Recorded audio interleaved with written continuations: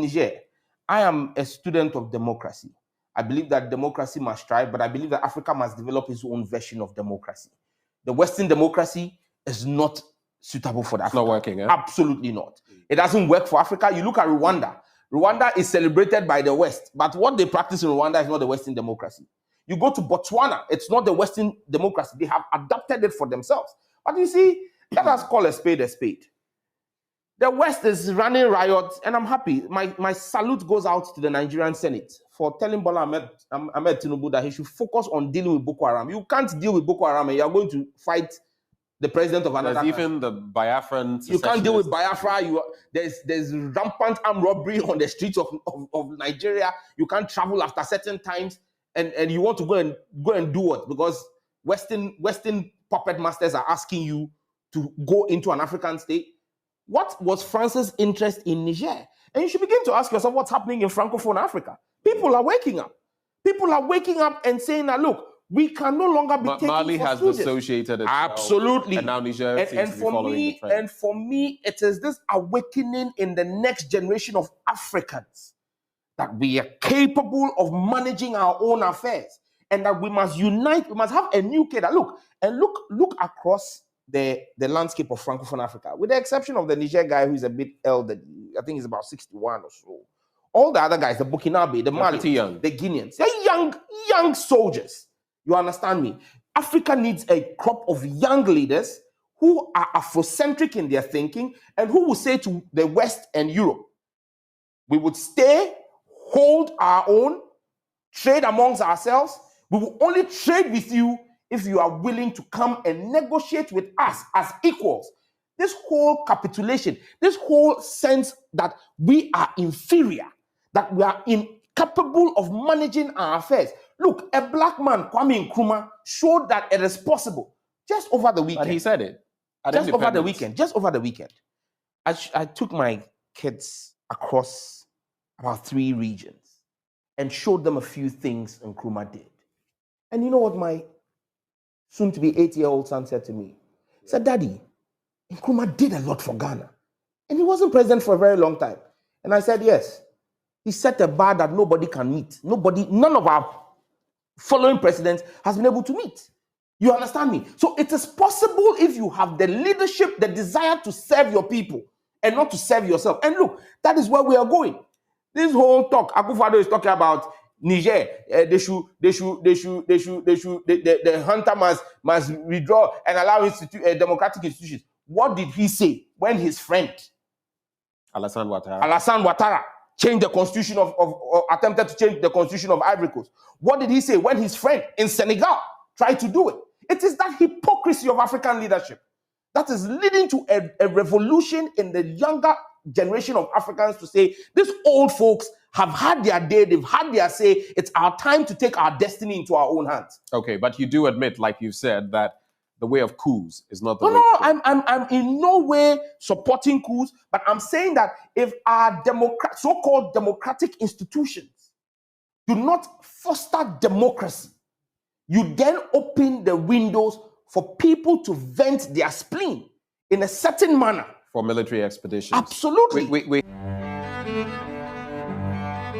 I think when it comes to the issue of Niger and all the coups in Africa, it's clear to all of us what the problem really is, right? We have all seen what the problems are. Let me start by addressing the issue of foreign influence in Africa. That has been a major problem that we, the Africans, have realized that we have to put an end to this thing. France has served too much into Central and West Africa, and it hasn't been to the benefit of us, the Africans. France has exploited so many countries in West and Central Africa. France has exploited their minerals. France has taken almost everything from them. France is dictating the policies in former French colonies, that is the French-speaking countries in West and Central Africa. France has really overreached itself into Africa. And this has to stop.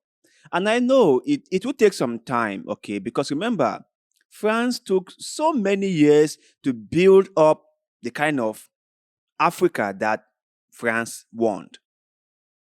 It took many years to do that. So it's going to take many, many years for us to unwrap ourselves from France. It's going to take a lot of education, a lot of information, and a lot of resistance for us to be able to achieve this goal. I have said it many times and I will say it again. France in Africa, no good. Because if France really thought about the people in Africa, if France really thought about the people in the French-speaking countries in Africa, if France only had their interests at heart, France would have put policies in place that favor these people. France would not allow a leader in Côte d'Ivoire to change the constitution in order for him to go in for a third term. France will not allow the Bongos to run the country like their personal company. France will not allow the Nyasimbe in Togo to rule Togo like it is their family property. They won't allow that. Or the one in the Edris in Chad. They won't do that. But France is supporting all these puppet leaders in Africa because France is gaining a lot from them. France doesn't really care who governs this country, or France doesn't really care how the people in this country are faring. If they eat, if they sleep, if they have jobs or not, France don't really care. As long as there is raw mineral for France to exploit.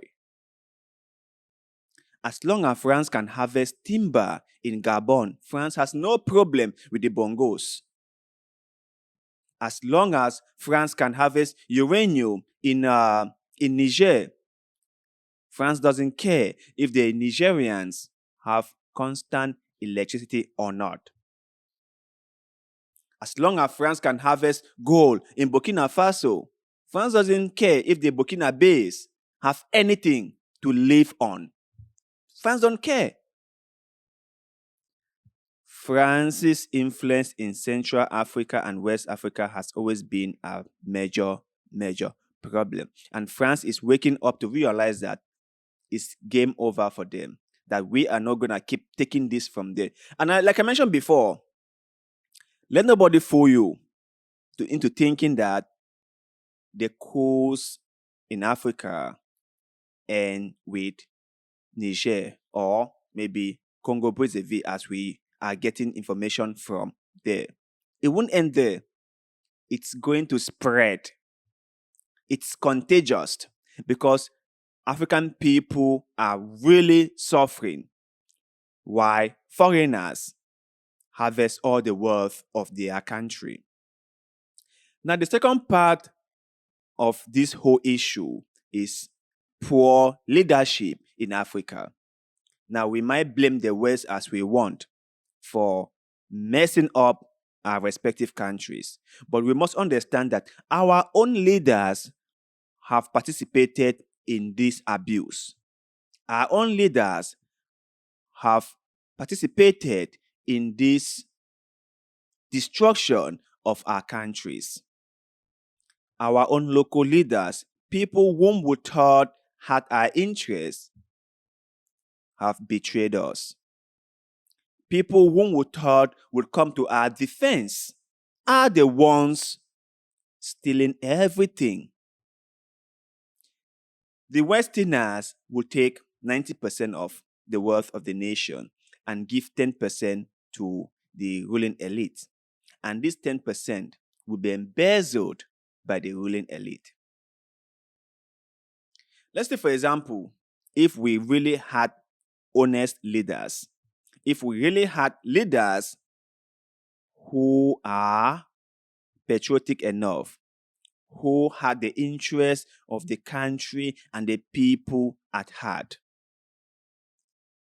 those leaders, no matter how small the amount is they get from the West, they would have used it to do something in their respective countries that someone will see and be like, oh, thank God. They did this with a little they had.